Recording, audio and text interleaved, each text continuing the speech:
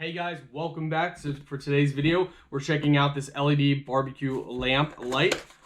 So let's go ahead and show you. So this is actually designed to put on your grill, but by the look of it, so it has high temperature lens for the grill, and this is just it. It almost looks like a bike mount. Like you could probably, it depends how bright the light is. All right, let's go ahead and see. It looks like it takes batteries. So anyway, there's a mount right here, and you just thread this off. And once you thread that off, you can mount it on your grill, you know, for cooking in the evening, at night. You can rotate this 360 degrees. It does look like you need batteries. That's a little disappointing that it's not. Yeah, that's a little disappointing that it's not rechargeable. Looks like you need. Well, it doesn't even say on it, so it looks to be double or triple A batteries. I'm gonna say double. We'll have to get some batteries, and I'll let you guys know. You know, we're gonna read the manual for you and see here. So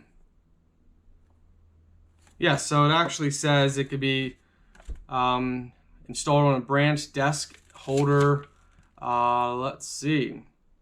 The light lasts for 8 hours once, you know, with new batteries.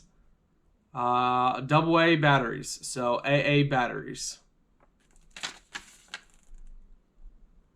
Still, that does disappoint me that it's not, you know, batteries, it's fine. But, you know, we live in the 21st century. You know, everything is now, we're going away from batteries to just rechargeable batteries. So anyway, we will put some batteries in. We'll test the light out for you guys and see how bright the light is and see how it works. See y'all in a bit. Alright guys, so we're back. Here's the light. So it's pretty bright. It definitely will show at nighttime. I wish it had a couple more modes on it. So I wish you could have it dim, medium, and like really super bright.